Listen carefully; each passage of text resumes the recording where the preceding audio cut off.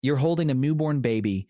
Everyone in the room is leaning in, and one by one, they all say the same thing. Oh my God, he has his father's nose. And the father, standing there, puffs up with pride like he just personally invented that nose. Here's the thing nobody in that room is saying out loud. For almost the entire history of our species, that man had absolutely no way of knowing if that baby was actually his. None. Zero. So how did ancient humans know who the father was? The short answer is they didn't, they couldn't, and the lengths they went to in order to deal with that one tiny problem accidentally built half of human society. And one group of humans came up with a solution so strange that I need you to stay with me, because it involves a baby having four fathers on purpose, and it worked. Let's start with the uncomfortable biology. A mother always knows the baby is hers. She was, extremely present for the entire event. There is no version of that story where she's confused about it. But a father? A father is running on pure trust and vibes. Until about 30 years ago, when DNA testing showed up, there was no method on Earth, no test, no trick, no clever inspection that could tell a man for certain that a child was his.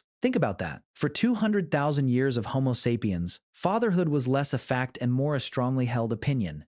And this drove ancient men quietly insane. Anthropologists have a polite phrase for it, paternity uncertainty, which is a very academic way of describing a guy lying awake at night doing math. And the way men coped with this was to watch, constantly, to guard, to hover, to keep tabs on where their partner was and who she was with. Evolutionary psychologists call this mate guarding. You know it by its modern name, which is checking someone's phone at 2 a.m. and pretending you were just turning off the brightness. We did not invent jealousy. We inherited it from a very anxious man squinting across a campfire 50,000 years ago. But here's where it gets good, because humans didn't just stew in the anxiety. They built an entire script to manage it, and you are still reading from that script today. There's a famous study by two researchers, Daly and Wilson, who asked a simple question. When a baby is born, who does everyone say it looks like? You already know the answer. It's the father. Across wildly different cultures, the moment a baby arrives, the room fills up with people insisting the baby is the spitting image of dad, even when the baby looks like a furious dinner roll. And one researcher, Paula Bressan, modeled out why this happens, and the conclusion is delightfully sneaky. Newborns are basically anonymous. They don't actually look like anyone yet.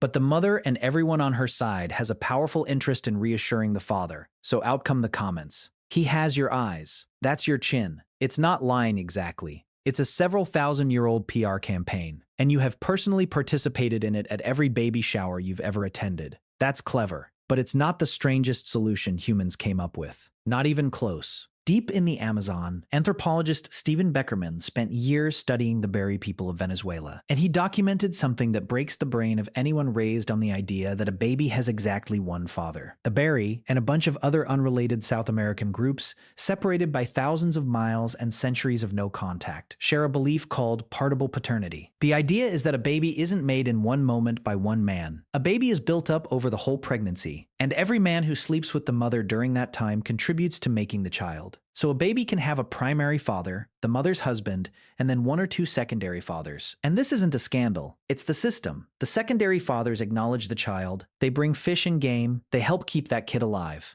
Now you would assume this is just chaos dressed up as tradition. Every instinct says a child with a confused tangle of fathers should do worse. But here's the part that genuinely surprised me. Beckerman studied hundreds of Beri children, and the kids with a primary father plus one secondary father survived at much higher rates than kids with only one father. In his data, around 80% of children with two acknowledged fathers made it to age 15, compared to roughly 64% of children with just one.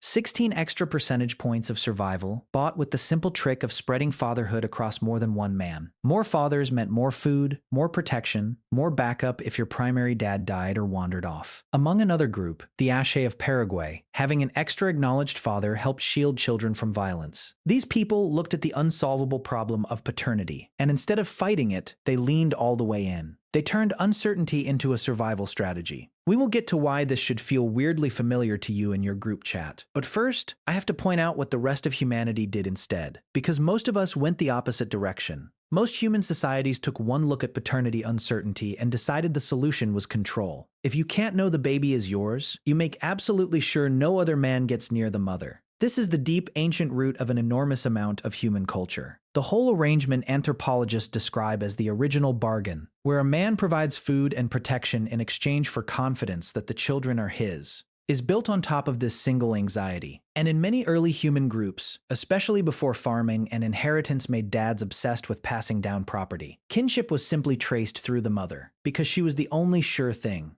You always knew who your mother was. Your father was a rumor with a spear. And this is where you have to look in the mirror, because none of this went away. You live in a world with paternity tests that work in 2 weeks from a cheek swab, with 23andMe kits under the Christmas tree, with daytime television entire empires built on the single sentence, "You are not the father." We finally, after 200,000 years, solved the oldest question in the species. And yet the instincts are all still running. The jealousy, the mate guarding, the deep need to hear that the baby looks like dad. The quiet relief on a man's face when someone says it does. We carry the anxiety of an animal that could never be sure inside bodies that now have access to a definitive answer for $90. That's the embarrassing, beautiful punchline. The technology changed overnight. The feelings did not get the memo. And just to be fair to the science here, this video discusses anthropological and archaeological research for educational purposes, and modern hunter-gatherer observations are used as comparative models to understand ancient human behavior, not as definitive proof of how all ancient humans lived across different time periods and geographies. Different groups did wildly different things. That's kind of the whole point. So back to that delivery room, with everyone leaning over the baby insisting it has its father's nose. Now you know what that moment really is. It's not small talk, it's the last surviving ritual of a 200,000-year-old problem. A little ceremony of reassurance we perform without even knowing why, for a man who in any other century would have had no way on earth to be sure. We finally built the machine that can answer the question. And most of us still don't use it, because somewhere deep down we'd rather just hear someone say he has your eyes. Ancient humans never got certainty. They got each other instead. And honestly, looking at us,